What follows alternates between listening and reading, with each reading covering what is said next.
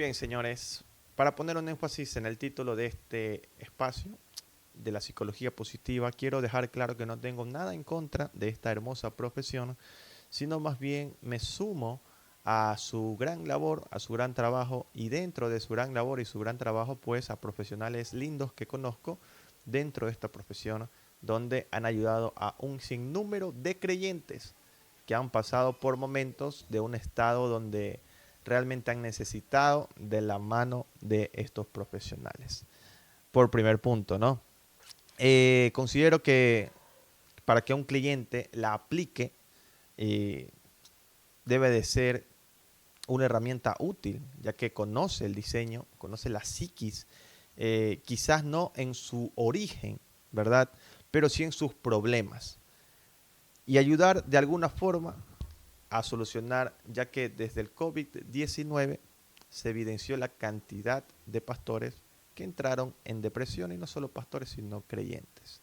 Hay una data, esta data viene de Barnia Research, que una parte cada vez mayor de pastores protestantes dijo que había considerado seriamente dejar el ministerio a tiempo completo. En el 2021, en octubre, en ese mismo año, imagínense, el 38% dejó el cargo. Pastores no tradicionales en octubre del 2021, el 34% lo dejó, y el 51% de pastores de la línea principal. Gran cantidad, señores. ¿Y qué será de la vida de ellos? De que después de esto, porque fue un remesón que sucedió a la iglesia en el COVID, muchos de ellos consideraron pues de que necesitaban un retiro espiritual, necesitaban crear espacios de relajación, ya que los problemas diarios que escuchaban de las personas era muy, pero muy inestable para ellos. Este gráfico se muestra desde la pandemia, que ocurrió una estabilidad emocional muy grave. Y Evan Marbury, pastor y consejero en Durham, considera que no sienten cercanía de Dios, no sienten la cercanía de nuestro Señor, no sienten a otras personas que los aman, no sienten las formas en que están hechos a la imagen de Dios y cómo su existencia es realmente deliciosa. Cuando se llega a ese punto, es realmente preocupante, mencionó. Muchos pastores se avergüenzan o tienen miedo o en su posición, a pesar de que Pablo lo dijo, sí, Pablo lo dijo, nosotros deberíamos ser capaces de decirlo. Entonces, señores, aquí nos muestran una cruda realidad de lo que sucede dentro, al menos en ese sector de Carolina del Norte, donde eh, vimos la evidencia en medio de este gráfico de cuántos han desistido de su cargo por cuestiones netamente depresivas, netamente de ansiedad. Entonces, la mano psicológica puede hacer o no puede hacer mucho. Probablemente, pero vamos a la raíz del asunto. Ya que este movimiento y este sistema cultural muchas veces que no se ha identificado así, sino más bien se ha identificado por medio de los críticos hacia este movimiento, es la psicología positiva. Esta psicología positiva surge desde los 90, en el siglo pasado, a finales, con el boom de Seligman.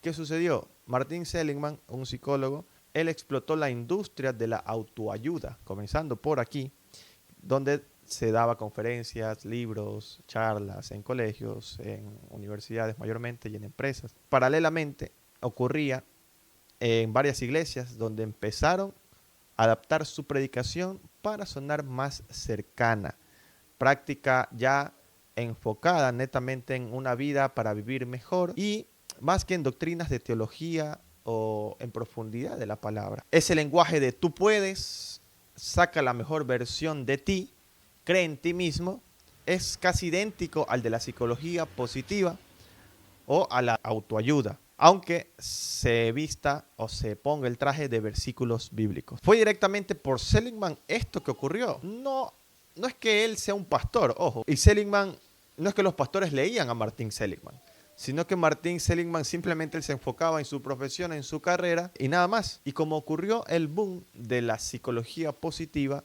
y en las iglesias ya prácticamente se estaban quedando sin muchas personas, fue buena idea para comenzar poco a poco a adaptar a la iglesia, porque decían que la iglesia era muy dura en sus prédicas. Entonces, El impacto cultural que sucedió de la psicología positiva y de la autoayuda influyó en medios, en líderes motivacionales y en la forma de comunicar. Y muchos pastores, sin darse cuenta, absorbieron este estilo. Un ejemplo claro, los sermones de hoy, señores, ¿cómo lo vemos hoy? ¿Cómo vemos nuestros sermones al salir de nuestra congregación y al entrar netamente? ¿Cuál es la liturgia que se lleva dentro de nuestras iglesias? Antes los sermones se hablaban del pecado, de la ira de Dios y de la necesidad que tenía el hombre de hacer caso a lo que el Señor ya estaba poniendo con el simple hecho de estar dentro de una iglesia, que es arrepentirse de su vida, de su pecado. Ahora, en muchos casos, señores, en muchos casos, se enfoca más bien en el éxito personal, prosperidad, autoestima, alcanzar metas, alcanzar tus sueños, es decir, que Martin Seligman no fue parte de dicho movimiento, ¿no? Ni siquiera el mensaje era dirigido hacia las iglesias, pero sí inició un movimiento cultural, como lo mencionamos anteriormente. Un movimiento cultural que surgió desde la academia y abrió la puerta a un discurso de motivación. Y con el tiempo, muchas iglesias, por causa del impacto cultural, pues, inconscientemente fueron llevando este mensaje dentro de las iglesias. Para hablar más o menos de cómo fue este proceso. Esto no nace de la nada, atente, sino más bien es algo moderno, sí, porque usted en los tiempos de los apóstoles no ven animándose en el Señor, ¿no? Y lo ve animándose a Pablo desde la cárcel, lo ve animando a Jesucristo, nuestro Señor, pero desde la cruz, desde el sufrimiento, desde la angustia. Pero esa es la condena del creyente. Por eso se nos llama extranjeros y peregrinos, porque somos despreciados de este mundo por causa de quien hoy se lo considera el príncipe del mismo, que es Satanás. Entonces, señores, la historia de esto inicia a finales o a inicios del siglo XX, y en esta época la psicología estaba muy enfocada en los problemas del hombre, en los problemas como las enfermedades mentales, traumas, trastornos, pero algunos psicólogos comenzaron a preguntarse, ¿y qué pasa con las personas que no tienen problemas? ¿Qué pasa con ellos que están sanos? ¿Cómo puede creer, desarrollarse y alcanzar su máximo potencial? Bueno, uno de los primeros en plantear esto fue Abraham Maslow. Él y su famosa pirámide que la hemos visto en clases de la universidad, cuando nos hablan de administración, pues no. Esta pirámide de necesidades mostraba que una vez cubiertas las carencias básicas, el ser humano busca algo más, la autorrealización. Y para Maslow, que fue un pionero en hablar del desarrollo personal, desarrollo positivo de la persona, en vez de enfocarse únicamente en lo que falla, porque eso era la tendencia normalmente de todos los psicólogos y normalmente somos así los seres humanos. Acuérdense cuando Samuel va en busca del ungido de Dios, el que iba a gobernar Israel, él buscó lo que se veía a sus ojos, lo que tenía al alcance de sus ojos, que era simplemente la forma física. Entonces no vio el defecto social que tenía David, por decir un término, ¿no?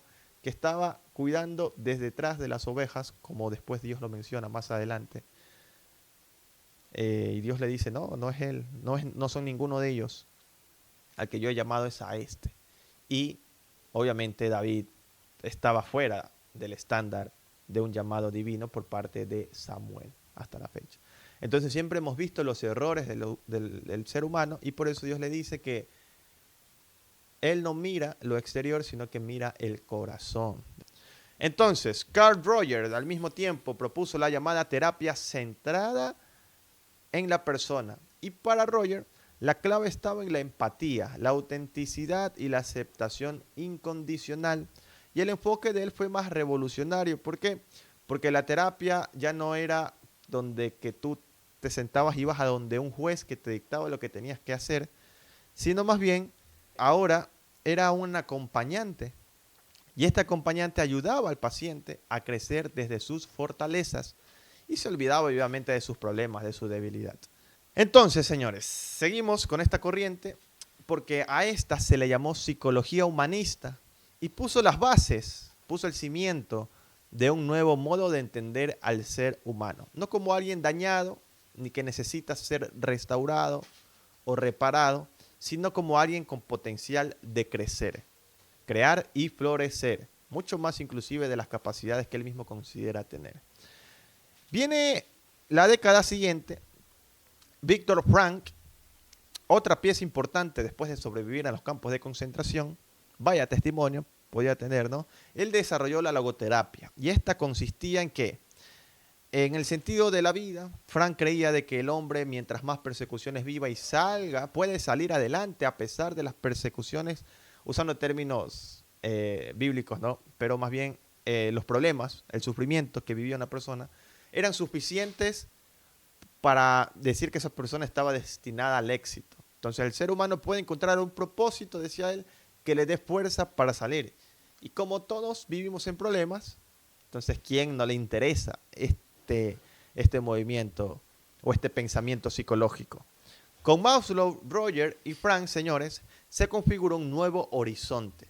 Pero todavía no existía una teoría organizada y académica para entrar en las instituciones, sino más bien eran pensamientos de cada cual.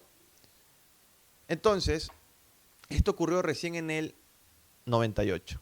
Ese año, Martin Seligman asumió la presidencia de la Asociación Americana de Psicólogos y en su discurso de apertura lanzó algo contundente, un llamado: la psicología debe de dejar de mirar únicamente la enfermedad mental y los problemas que existen en el hombre, y también tiene que comenzar a estudiar la felicidad, la prosperidad, la gratitud, las fortalezas humanas, las capacidades de ellos y el bienestar. A esta nueva visión se la bautizó como psicología positiva. Seligman tomó de las ideas dispersas mencionadas, pocos de ellas porque de seguro hubieron muchísimos más, y les dio forma científica. Promovió aquí investigaciones, creó centros de estudio y escribió libros que marcaron la época. El libro conocido de él se llama La auténtica felicidad y florecer. Desde entonces la psicología positiva se consolidó como un movimiento académico, no solamente como un movimiento académico, sino también se convirtió en un fenómeno cultural. Hoy gran parte del lenguaje sobre motivación, sobre felicidad, sobre éxito, pues surgen de estos pensamientos. Y también se convirtió, claro, en algo o en pensamientos que influyeron en la iglesia o a las personas que salían de ella. Entonces, hoy lamentablemente la autoayuda, el coaching, las ha simplificado y a veces hasta distorsionado. Vemos a varios, para no nombrar a ninguno, ustedes los conocen, y la raíz se encuentra en este recorrido histórico, señores, hablando de psicología positiva. A ver, desde Maslow y Roger en los años 50, pasando por Frank en los 70 y hasta Seligman en los 90 a finales. Entonces, Seligman fue el fundador o el padre formal de esta nueva corriente, pero lo hizo sobre los hombros de estos antes mencionados, antes de él, de los mencionados antes de él, y nunca se imaginó Martin Seligman de que esto podía ocurrir, que hasta el día de hoy muchas veces es incontrolable la psicología positiva. Ahora bien, en todo esto, señores, podemos ver las estadísticas que mencionaba hace un momento sobre los pastores que están dejando el cargo. Entonces, esto deja sin base, por supuesto, al verso 2 del capítulo 12 del libro de Romanos, que dicen: y no se amolden al mundo, no se adapten a él, sino más bien transfórmense mediante la renovación de su entendimiento, para que verifiquen cuál sea la voluntad de Dios, lo que es bueno, lo que es aceptable y lo que es perfecto. Versión Biblia de las Américas, señores. Entonces, ahora, nosotros nos hemos adaptado a estas corrientes inconscientemente. ¿Por qué? Porque netamente nos han abrazado y nosotros la hemos abrazado. Y digo nosotros porque me puedo incluir, sin duda alguna. Entonces, la pregunta a ciencia cierta es la siguiente, señores. ¿Cómo crees tú de que la psicología ha entrado poco a poco, no solo en tu congregación, para quizás no tener problemas cuando la menciones, sino más bien en tu vida, ya que el creyente netamente necesita saber e identificar Si está siguiendo a Cristo positivamente, románticamente, o lo está siguiendo por una convicción interna que viene y nace desde el mismo Dios. Sino más bien la distorsión a esta es lo que hace daño. Mucho más a nosotros los creyentes nos daña demasiado. ¿Por qué? Porque nosotros tenemos la fe sola, la escritura sola, la salvación por medio del Señor. Y eso nos debe de hacer a nosotros entrar en una introspectiva y podernos identificar si realmente tiene algo que motivarme para realmente poder tener conciencia de algo. Vimos las estadísticas de los pastores que han renunciado y algunos y gran parte de los que han sido encuestados, ellos mencionan una palabra que es casi un coro en ellos. Yo no sentí o yo no siento a Dios. Yo no siento al Señor, la existencia de Dios. Son cosas, hablan de sentir y es lamentable porque si ya ha sido llamado, lo que netamente o lo que debe de hacer es mirar a la historia de los apóstoles, es mirar a la historia de la iglesia, es mirar a la historia de los que han sido perseguidos, es mirar a Hebreos 11, donde netamente todos, sin excepción, fueron perseguidos. Y es el verso 11:32 que me llena de satisfacción porque aquí menciona el escritor, ¿no? ¿Y qué más digo? Porque el tiempo me faltaría contando de Gedeón, de Barak, de Sansón, de Jefté, de David, así como de Samuel, los profetas, que por fe conquistaron reinos, hicieron justicia, alcanzaron promesas, taparon boca de leones, apagaron fuegos impetuosos, evitaron filo de espada, sacaron fuerza de debilidad.